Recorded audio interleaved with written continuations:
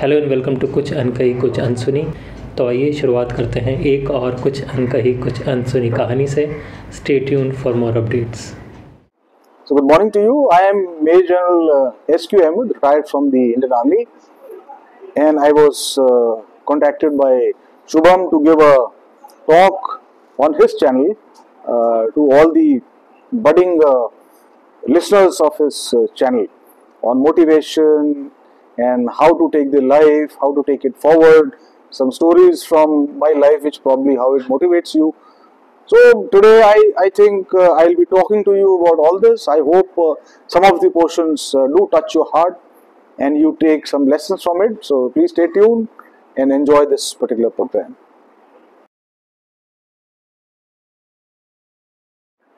So good. Very good. Nice. तो आपको हमारा ऐसा न्यूब लेवल का सेटअप कैसा लग रहा है? पहले ऐसा शूट किया छोटे मोटे सेटअप के साथ ऐसे? नहीं, मैंने अभी लकीली इतना शूटिंग भी नहीं हुआ है, बट यस जो भी हुआ है I think this also looks professional. बढ़िया, ये भी अच्छा है। मतलब to start up this good. Camera लगाया अपना lightly, I think this good, this perfect. कैसे हैं आप? All well, all well. तो sir, welcome to the show. Thank you. Show का नाम है कुछ अनकही कुछ अनसुनी। ओके। और इसका बेसिक पर्पज ये होता है कि हम जितने भी प्रोफेशंस हैं या जो भी कोई फील्ड है उनके इनसाइट देने की कोशिश करते हैं लोगों को, थोड़ी एजुकेशनल इंसाइट की यहाँ क्या होता है, कैसे होता है। तो जो स्टार्ट विद मैंने आपका जो सेटअप कर रहा था तो प्रॉप देख रहा था, तो मुझे ये प्रॉप आपका बहुत अच्छा लगा। तो इसके पीछे भी कोई स्टोरी है, क्या है ये? अच्छा, या दिस इज एक्चुअली, आप लोग इसे प्रॉप कहते हैं, बहुत अच्छी बात है। We call it memento in the Indian army. So mementos वो चीज़ें होती हैं जो कि जब आप किसी जगह पे बहुत दिनों तक नौकरी करते हैं तो उसकी याद में, यादगार में, when you are departing from that place, you are presented a memento in a very formal function which is called dining out. So dining outs में mementos दिए जाते हैं और इस memento से आप उस टेन्योर को याद करते हैं। तो ये memento मुझे दिया गया था जब मैं फौज से रिटायर हो रहा था। That was on exactly 29th of September 2023। उस दिन मेरी डाइनिंग आउट थी, रिटायरमेंट एक दिन बाद में था, तो वहाँ पे मुझे मेमेंटो दिया गया। और ये मेमेंटो मेरे लिए बड़ा खास इसलिए भी है क्योंकि इसको डिज़ाइन करने में, बनाने में काफ़ी हद तक मेरा इन्वॉल्वमेंट और डायरेक्शन रहा है। और जो ये मेमेंटो ये डिपिक्ट करता है, एक गन है अज़दा पाइकर गन। अगर आप किसी भी गनर को, इंडियन आर्मी के गनर्स को इसके बारे में पूछेंगे तो वो तुरंत ही will be able to identify. ये गन एक बहुत इंपॉर्टेंट लड़ाई में इस्तेमाल हुई थी इन 1670s एंड बड़ी अच्छी गन बनी हुई है, आयरन है। उस समय की metallurgy was very good and इसका कोई मुकाबला नहीं था। And being a gunner we salute our guns which are our colours. तो ये gun after fighting and winning the war of Golconda, this is presently still located in its original shape on the ramparts of Golconda fort. और वो Golconda fort इस वक्त RT centre Hyderabad के पास में है। और आई थिंक एवर सिंस हमारे फोर फादर्स ने इसको अडेप्ट किया एज अ मेमेंटो, एंड ये इसकी ओरिजिनल शेप है इस गन की, and you can say quite close replica of that gun. तो ये हमारे लिए बड़ी प्राउड एंड अच्छी मेमेंटो है, यादगार है, इसलिए मैंने इसे यहाँ रखा हुआ है। आई एम हैप्पी और आपकी नजरें इनायत इस गन के ऊपर। Thank you sir. हमारी नज़रें उस पर भी पड़ी थी जब आपने वो फोटो दिखाई कि आपने अपना लास्ट राउंड फायर किया एज ए ट्रेडिशन, कि आप जब रिटायर होते हैं तो वो क्या होता है? हाँ, तो when you grow senior in the army and retire after a very long time, I was privileged to rise to my ranks of the 2-star. I retired from my alma mater where I was the deputy commandant and chief instructor. तो on the last day they conduct a firing. मैंने उसी school में, अपने alma mater में, gun को fire करना सीखा था वे बैक इन 1986। तो वो एक जो मंजर ऑलमोस्ट आफ्टर 37 इयर्स कि मैं अपनी गन को लास्ट सल्यूट कर रहा हूँ, आखिरी बार उसको फायर कर रहा हूँ, तो बड़ा ही एक, it's a very emotional moment for me and that was some kind of a small tradition and by which I salute my guns for the last time because after that I will never get an opportunity. So it's the last round fired, or you can say my last salute to the guns as a Fauji, and that was my respect for my colors. मैं बार बार colours की बात कर रहा हूँ, आई don't no आप समझ पा रहे हैं, या जो हमारे all the people will be seeing this channel will understand और नॉट, कलर्स वो बड़ी इंपॉर्टेंट चीज होती है जो कि आपको प्रेजेंट द्वारा प्रेजेंट की जाती है। हर इन्फेंट्री बटालियन के अपने कलर्स होते हैं जिसको आप मैदान में लेके जाते हैं। अगर आप पुराने जमाने की लड़ाइयों से बात करें तो जो फ्लैग्स लेके जाते थे मैदान में, गिरने नहीं देते थे झंडे को लड़ाई के मैदान में, they were colours of honour. So every battalion is given a color of honor. So for the regiment of artillery, the colors are the guns itself. हम अपनी गन की पूरी तरीके से रक्षा करते हैं मैदान के हर क्षेत्र में, कभी भी अपनी गन्स को दुश्मन के उसमें आने नहीं देते हैं और पढ़ने नहीं देते हैं। तो guns are our colours, we salute them day in and day out. और जब भी हम जब भी गन पे पहली बार जाते हैं तो उसे हम एक विद रिस्पेक्ट हमारे कलर को सल्यूट करते हैं। And guns are what conveys us in the battle. तो आपकी ये फोर्स वाली लाइफ स्टार्ट कब हुई थी एज अ ह्यूमन बीइंग? मैं पूछ रहा हूँ, आपने देखना कब शुरू किया था? फौज की लाइफ कब शुरू हुई थी? देखिए प्रॉपरली तो I can say that when I joined NDA, probably that time, but somewhere in the heart of the heart, we are a Fauji family. I mean, I'll put it that way. My father was in the Air Force. Okay. And he was on MiGs. He was a technician on MiGs. So हम तो बचपन से ही father के साथ रहते थे air force station में, तो जो मिक्स की आवाज होती थी, गरजते थे when they were flying. So that fascinated me, and I always wanted to be a fighter pilot actually. But as I grew, probably army attracted me more. But वो ख्वाहिश to join the defense forces probably started very early. जब मैं शायद air force school Bidar में पढ़ रहा था, जहाँ पे फाइटर पायलट्स की ट्रेनिंग होती है आज भी, वहाँ मेरे फादर पोस्टेड थे। वहाँ से I was very young at that time, and then as I grew, शायद मेरे एम्बिशन और डिजायर को देखते हुए my father told me, would you like to join a Sainik school? Because those days Sainik schools were the one who were preparing cadets for the NDA. And I think I just took the opportunity. I just said, yes dad, I would like to join that. And फिर उन्होंने मेरी तैयारी करवाई और मैं class 6th में I joined सैनिक school Chittorgarh. And probably वहाँ से स्कूल ने मुझे ग्रूम किया, बहुत बेहतरीन स्कूल। एंड आज भी मैं अपने स्कूल को बहुत तहे दिल से याद करता हूँ, रिस्पेक्ट करता हूँ अपने सारे टीचर्स की, प्रिंसिपल्स की। बहुत उन्होंने हमें बहुत अच्छे से, एक छोटे से बच्चे को, I joined there when I was 10.5 years old and I passed out after 6.5 years when I joined NDA. So they may actually nurtured my complete adulthood while I was in the school. बहुत अच्छे से teachers ने रखा है। And then luckily वहाँ पे बड़ी मेहनत की, पढ़ाया लिखा है, cleared the NDA exam and उसके बाद NDA में आ गया। Then the life is set. I think everybody knows 3 years NDA, then IMA, and then I joined the artillery. तो I think मेरे देखा देखा, my brother also joined the artillery. He was also in one of the regiments. He served there. And my sister said कि भैया this is so. She also married an army officer. So all in all, we all became. My grandfather was in the police. So you can say genetically, probably, we are all in the uniform. So that's how my life goes. And now I have retired after almost 38 years of service. Very well. But आपको तो ये opportunity मिली, आपके father थे तो grooming उन्होंने किया। कहीं ना कहीं family plays a important role in grooming a child. तो आपको अपॉर्चुनिटी मिली और मैंने ज़्यादातर देखा है, आपने भी जैसे बताया कि जो जैसे कोई आर्म फोर्सेस में आते हैं तो उनके जो सन्स डॉटर्स होते हैं वो भी लगभग उसी तरफ रुझान होता है, ग्रूम्ड होते हैं।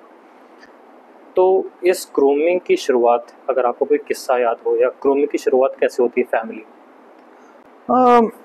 फैमिली में एज सच कोई फोकस्ड ग्रूमिंग नहीं थी। As I told you, it was a desire that developed.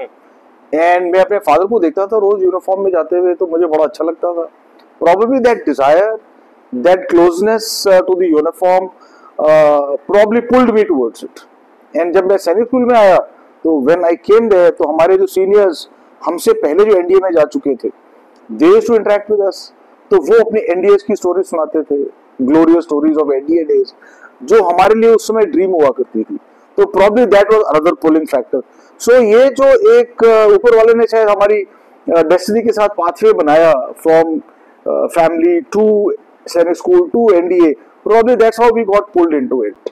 And मैं ये कहना चाहता हूँ कि actually जो desire होती है, it is the one which takes you places. अगर आप में desire है, वो जरूरी नहीं है। मैं आजकल बहुत यंग बच्चों के साथ में, rather young colleagues के साथ में interact करता हूँ, जिनके बच्चे हैं जो कि आप लोगों की एज के and all that. So जब उनकी डिजायर होती है कि मुझे ये काम करना है, तो I think that desire leads to the path, और वो उनको एक रास्ता दिखाती है अपने एम्बिशंस को पूरा करने के लिए। तो एक बड़ी ओल्ड सेइंग है ना, what do say, find purpose means will follow. So आप एक पर्पस ढूंढिए, मींस अपने आप निकल आएंगे। तो अगर कोई मान लीजिए सम पीपल गेट अट्रैक्टेड, मुझसे बहुत लोग पूछते भी है कि sir I want to join the army, how can I prepare and all that. So occasionally उनको हम गाइड भी कर देते हैं कि ऐसे करिए आप, why do you also can join the army, as long as वो जज्बा है तो सब कुछ है। ओके, जज्बा है, बट फिर भी अब जैसे आर्म फोर्सेस से सपोज मैं नहीं हूँ, तो आपके सबसे क्या टिप्स होने चाहिए, मेजर टिप्स जो आपने ऑब्जर्व किए इंटरेक्शन में? ओके, अगर आप इस तरीके से मुझसे सवाल कर रहे हैं कि आर्म फोर्सेस में आना कैसे चाहिए, या अगर जो स्कूल में पढ़ने वाले बच्चे they are attracted towards it, तो टुडे तो people are very lucky, there are so many sites available. Indian Army की ही रिक्रूटमेंट साइट्स है, जो ऑफिसर्स को किस तरीके से हम रिक्रूट करते हैं उसके बारे में कंप्लीट डिटेल इंफॉर्मेशन होती है कि when can you give the exam.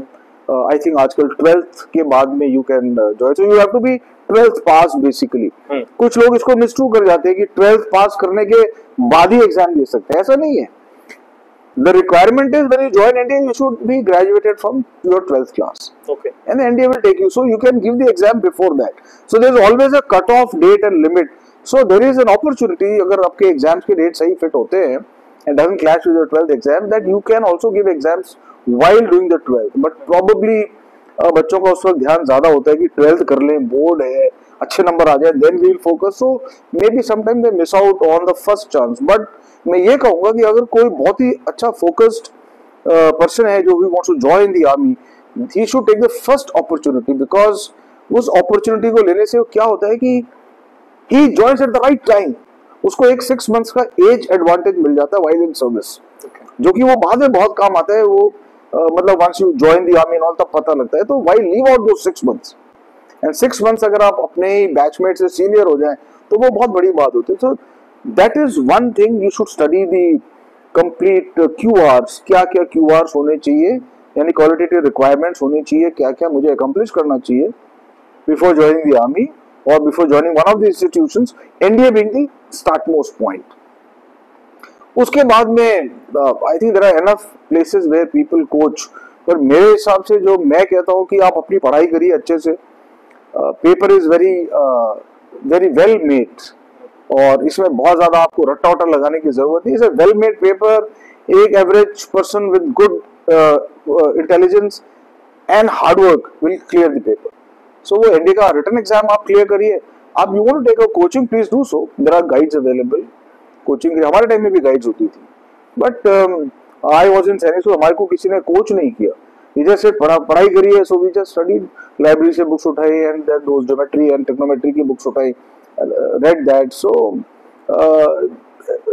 Studying part I leave it to you, आप लोग बहुत इसमें एडवांस हैं then what we were. So I think आप लोग इसको मैनेज कर सकते हैं बड़े आराम से।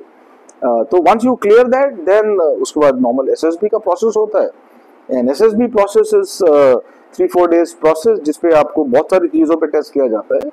Your psychological tests are conducted, your GTO tests are conducted, then your interview is conducted. Basically, आपको 360 degrees आपका एक तरीके से the team which carries out the assessment, he sees the person whether he has the right kind of qualities to become an army officer. When I say army officer, means not only army, navy, air force, the defense officer, because the leadership required in the battle is slightly different than the leadership required on the civil street.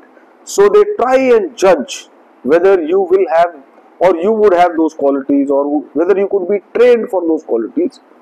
तो वो SSB में अच्छा एक selection होता है, and if you are found fit, so welcome. Thereafter there is a medical test which generally anybody who is medically fit, he clears and the merit list is made, and then we welcome everybody with open arms. And I was luckily also instructed in NDA when we used to get the raw cadets to us, and वो फिर कभी और बात करेंगे. So that's how you can join the army, and मैं कहना भी चाहूँगा all those young boys and girls, अब तो girls के लिए भी खुल गया है, so it's a very good opportunity, and I'm very happy that they also have now got this to rub shoulder to shoulder and fight for the country. So जब भी opportunity मिले, you must try. It's a very good profession, and जिसमें जज्बा है उसके लिए तो बहुत ही अच्छी बात है। बिल्कुल सही। आपने एसएसबी कितनी बार दिया? Once I was lucky to clear in the first chance, अरे वाह। and I maintain that. And I maintain that because जब मेरे ब्रदर ने मुझसे पूछा कि भैया what should I prepare, he got 4 days time. After his result, he went to OTA Chennai. तो जब उसका रिजल्ट क्लियर हुआ and he got just 4 days time before his first year, he got the first batch interview. तो he said भैया what should I study? I said nothing. Just go with open mind. They will ask you questions which you don't know. There is no syllabi. So आप सच बोलिए, आप अपनी qualities को दिखाइए कि मेरे में ये क्वालिटीज है, वो खुद ही निकाल लेंगे। And he also cleared in the first attempt. And in fact, he did much better than me because he was, I think, all India in his merit. He was some in the first 30s. He cleared into SSB. I also cleared in the first attempt. So ऐसा कुछ भी नहीं है SSB में. If you have it in you, you have it. Simple. I'll put it that way. Correct me if I am wrong कि SSB एक बहुत wholesome process है किसी भी ह्यूमन बीइंग को एक सिविलाइज्ड ह्यूमन बीइंग बनाने के लिए। हर किसी सिविलियन को अगर इस प्रोसेस में आने का मौका मिले काफ़ी कुछ सीख के जाएगा। बट लोग क्या करते हैं कि कोचिंग लेते लेते इतने ज़्यादा उस चीज़ में हो जाते हैं कि वो अपने पर्सनैलिटी को छोड़ के एक ऐसी पर्सनैलिटी बनाने की कोशिश करते हैं कि मैं ऐसा पोज करूँगा कि मैं ऐसा हूँ। क्या आपको लगता है सर? अब मुझको देखिए, ये आपने बड़ी एक संजीदा सी बात कर दी। पहली बात तो मैं आपको करेक्ट करूंगा, एसएसबी ऐसा एरिया नहीं है जहाँ जो आपको में कोई ट्रांसफॉर्मेशन लाता है। SSB is just a process of selection. वो आप जो है, चाहे वो आप पोस्ट कर रहे हैं या जो आप एक्चुअल है, जैसे भी आप आते हैं एसएसबी आपको देखता है, एक 360 डिग्री व्यू बनाता है आपके ऊपर बाय डिफरेंट असेसमेंट ऑफिसर्स। अलग अलग वो अपने आपको असेस करते हैं and then they decide the personality of an individual, and there is a psychologist also जो आपकी साइकोलॉजी भी पढ़ सकता है। तो वो ये बताता है कि जब आपने कोई क्वेश्चन का दिया है कि ये आप you have tried to manipulate the answer to look positive, yeah, this is your natural trait। तो कई बार आपने साइकोलॉजिकल टेस्ट में अपना नेचुरल ट्रेट दिखाया हो, because there you couldn't hide it because of the manner of the test, and in an interview or in a GTO test you are trying to manipulate that trait। तो फिर आप एक manipulative tendency में वो आपको देखने लगते हैं। अगर वो बहुत ज्यादा दिखाई दे कि यार ये हर बार ही मैनिपुलेट कर रहा है, तो प्रोबेबली आपका रियल असेसमेंट नहीं निकल के आता है, तो फिर आप एक क्वेश्चन मार्क लग जाता है। ये मेरा मानना है। मैंने कभी एसएसबी में, मैं personally I have not been in an SSB board myself, but have been growing in this organisation. मैं चाहूंगा कि मेरा जो सबऑर्डिनेट हो वो हार्डवर्किंग हो। मुझे इंटेलिजेंस की इतनी जरूरत नहीं है। अगर वो हार्ड वर्किंग है तो वो कुछ भी काम कर सकता है। Anything he can do. He should be hard working, he should be dedicated, he should be able to follow me, my orders, my leadership to any extent. Mind you, we take them to battlefield where we know for sure sometimes that probably this is a last operation. उसको पता होता है, फिर भी वो follow करता है। That is the true leadership. और ऐसा ही मैं चाहूंगा सबऑर्डिनेट भी। तो मैं नहीं चाहूंगा कि मेरा सबऑर्डिनेट एक मैनिपुलेटिव पर्सनैलिटी वाला इंसान हो। तो मतलब कुछ इस तरह की जो एक सोल्जरली क्वालिटीज होती है, अगर वो आप में है और अगर वो एसएसबी बोर्ड को दिखाई देती है तो शायद आप सेलेक्ट हो जाते हैं। और अगर आप बहुत ज्यादा अपने आप को मैनिपुलेट करने, एक होता है कोचिंग और गाइडेंस कि आपको मालूम नहीं होता है, वो अलग चीज है। पर एक होता है कि इतनी ज्यादा कोचिंग एंड गाइडेंस लेते हैं कि आप अपने आप को ही मैनिपुलेट, हो सकता है आप शायद सक्सीड भी कर जाए, I am not sure about it, लेकिन वो फिर आप ही के लिए गलत होगा, because you will be joining the wrong profession, you manipulated and come. तो मैं नहीं चाहूंगा, तो इसलिए मैंने अपने ब्रदर को भी यही एडवाइस दिया था कि आपको कहीं जाए, आप अपने भाई को देखिए, अपने फादर को देखिए, एक प्रिंसिपल्ड वे में करेक्ट तरीके से आप एसएसबी करिए। जो नहीं आता उनको बोलिए sir I don't know this, simple. You are not God that you know everything, and we are also not super humans कि हम एक बात को समझ नहीं पाए कि एक 18-19 ईयर्स का लड़का है जो एक चीज करने की कोशिश कर रहा है। वी ट्राई एंड मॉनिटर, क्या वो सही परिश्रम कर रहा है, क्या वो is he ready to do what he wants to do. तो उससे उसका बहुत सारी क्वालिटीज का पता लगता है। तो I think coaching is good only up to a limited standard, should not, आप अपनी पर्सनैलिटी को चेंज मत करिए, ये मेरा मानना है। I think that will be the right way to approach. अगर कुछ लोगों को ये भी लग सकता है कि सर हमने आपकी बात मानी और हम तो एसएसबी में रह गए, ऐसा भी हो सकता है। सो आई, बट ये मेरी एडवाइस है, ये ऐसा मैं सोचता हूँ। और एसएसबी में मैं ये भी बताना चाहता हूँ कि ऐसा नहीं है कि SSB is the be and end all of everything. मैंने, क्योंकि मैं एक सैनिक स्कूल से हूँ, तो मैंने अपने क्लासमेट्स को, बहुत से डाई हार्ड आर्मी ऑफिसर्स बनने वाले कैडेट्स को देखा है, those who flunked in the SSB and today they are CEO of the world. मेरे क्लासमेट्स हैं जो आज सीईओ है, मतलब one of my classmates is having a territory 1/4 of the world which is looking after. I mean, he has also achieved equally good. And the second one is also, मेरे post में मैंने उनके बारे में mention भी किया है LinkedIn post के अंदर, आप देखिएगा उसके अंदर कि what they have achieved। मेरे कुछ फ्रेंड्स हैं जो unfortunately they couldn't clear the SSB for the reasons best known to the SSB only, but they went on to become, they joined the administrative service, and we had a party after a long time. I asked him, what do you enjoy more? His aspiration was still to be in the armed forces, but he says what I got is not bad. So ये भी मैं कहना चाहता हूँ कि जो SSB में लड़के नहीं हो पाते हैं उनको गिव अप करने की जरूरत नहीं है। बहुत दुनिया में बहुत चीजें, as long as you are truthful to yourself, आप हार्डवर्किंग हैं, there will be ample people ready to take you into their organization, because ऐसे लोगों की इस देश को जरूरत है। Become that। वो कहते हैं ना, don't run after the success, do hard work, success will come to you, it will come behind you। Point।